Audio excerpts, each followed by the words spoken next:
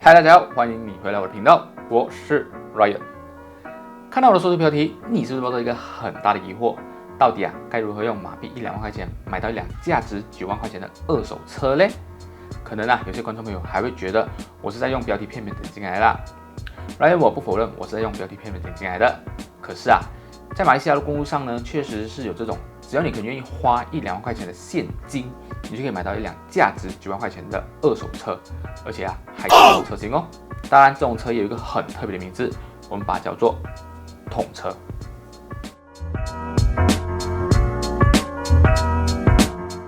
讲到统车，我们就得从新加坡的10年报废车制度开始讲起。新加坡政府为了控制路上的车辆以及保持交通的顺畅，所以采取了用车证的制度。新加坡人要买车的话，就得必须先投标用车证，而这个用车证的使用期限是为10年。期限一到，新加坡政府就会收回这个用车证，这个车子也是送去报废厂去报废啦。当车子报废之后，车主也会拿到一些烂铁补偿金。这个报废的车子如果是1600cc 以下的话，车主会拿到100块钱新币的补偿金；1600cc 以上的话呢，会拿到200块钱新币的补偿金。我个人觉得这种补偿金数目基本上都不够车主的牙缝了啦。所以这样子也导致了想要多赚一笔的车主和刹车厂就会双方配合，把这辆10年车龄的车子整辆卖来马来西亚，就是我们所俗称的统车啦。通常这种统车进到马来西亚，它的用途只有2种。第一种用途就是维修厂整辆买进来当成拆零件用来维修那些创到很够力的豪华车型。当然会选择统车来拆零件，它的好处也会有2点啦。第一点的好处就是，因为统车是没有报税的，所以会比起去合法的零件刹车厂买零件来得更加便宜，维修过后的利润也会相当的可观。而第二点的好处就是因为统车是属于完整车，很少会有零件缺失的问题，基本上对于修复也会很方便，只要把 A 车的零件搬到 B 车就可以了。当然，买这种统车来拆零件也是有风险的啦。维修厂拆完零件之后，必须马上把这个印有切记号码的车身给处理掉，要不然就是把它藏好来，因为被警察看到之后，这个后果也会相当的够力哦。至于第二种用途，就是拿来当非法二手车来卖啦。首先，这种用途的统车呢，它的价格会比起拆零件的统车来得贵。其次就是在新山区的话，确实可以花马币1万到2万块钱的 cash 买到一辆10年车龄，不过外观内饰成色都很好，二手车市场要价9万块钱的 BBA 豪华车型。但是 KL 区的话，可能比较贵一点可能要到3万块钱的 cash 才可以买到啦。而至于为什么有人会选择买这种非法二手车，我个人觉得可能性也很简单。第一点的话就是贪咯，第二点的话就是虚荣心作怪咯。统车的卖方通常会把车的照片 po 在 Facebook 或者 IG 上面，那些上购的买家看到心仪的车子就可以放个 deposit1000到2000块钱之后2-3天车子会到马来西亚，卖方会安排买家试车，买家试完车满意了，最后就是现金全款支付啦。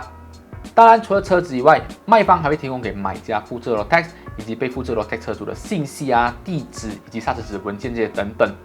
当这个复制 Road Tax 到期了之后，买家也只能找回卖方重新 renew 过一张复制 Road Tax 而这个复制 Road Tax renew 的价格大概是介于马币500块到650块之间，而且还是不计车款哦。再来，我们讲回复制 Road Tax， 通常这些卖方后尾都会有和他们合作啦，他们会拿同款式以及在马来西亚 Total Loss 的车牌套在统车上面。如果拿这个车牌号码去 JPJ check 的话，会有车子的信息，比如车子的款式前车主的名字等等这些信息，这种是属于比较专业的做法啦。另一种不专业做法就是这些拿了还在 on the road 车子的信息，直接复制在统车上面之前有报章报道过，有车主去报案，自己根本没有去过这个地方，可是却收到这里的超速罚单，而且还拍到有照片，照片里面还显示到是同车牌、同个颜色、同个款式。这点的话，很大的可能性就是车被套牌了咯。因为之前我的朋友还有我的公司车有中过这样子的问题，而解决的方式就是带着你的车子还有车卡文件等等去报警咯。统车最大的风险有2点，第一点就是因为统车是没有汽车保险的，所以发生车祸时候，不管是撞到别人还是被别人撞，统车车主只可以自己想办法私下解决。即使是对方有错，硬要跟保险的话，这个统车车主只可以笑笑跟他讲，不然你赔我一点维修费就好啦，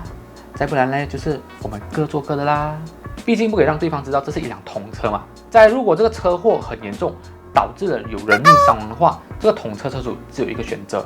那就是弃车而逃。第二个风险就是，如果这个统车车主把车子改到 very 夸张、very 张扬，比如改 low word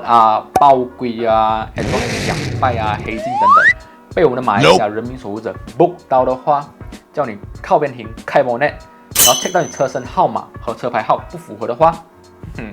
你自己搬来 set 得啦，便宜一点的就几百块咯，贪一点的就几千块咯。再贪一点的就每个月来跟你收咯，看你打鼾到几时。如果你硬水跟他 fight 过的话，不仅你的车子被充公，你还得坐牢。到时候老李弯腰捡肥皂，你就得小心了哦。观众朋友，如果有兴趣想要了解更多案例的话，你们可以到 Google 搜索新加坡统车啦，尤其是嘉丽那一篇的故事是蛮长的啦。统车标了，它的处理方式有3种。第一种就是买家找回卖方吃回，不过这个吃回价格肯定是比较低的啦。第二种方式就是寄卖在卖方那边不过这个时间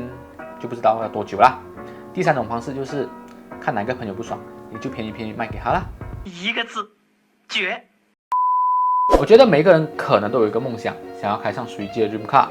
可是为了贪便宜，用这种非正规的统车来满足自己愿望的话，我个人觉得，对于那些合法购车的公路使用者以及被复制车子信息的车主，是一种很不负责任的行为。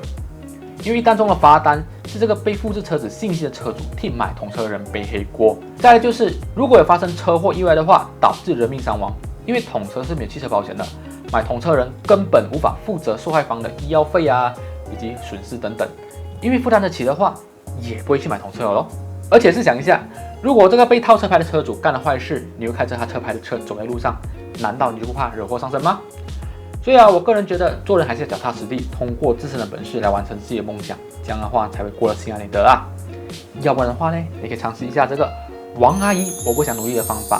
毕竟是拿你的身体和别人做交换来完成自己的梦想。这个方法的话呢，也是一个无法衡量对错的等价交换啦。今天视频就到这里了，今天内容也可能比较硬核一点啦。觉得我视频不错的话，就麻烦你帮我按赞、分享出去。当然啦，也别忘了订阅我频道，还有开启小铃铛哦。这样的话呢，才会收到我的更新通知啦。在这里也先预祝你们好人一生平安啦。好了，我们下个星期的视频再见啦，拜拜。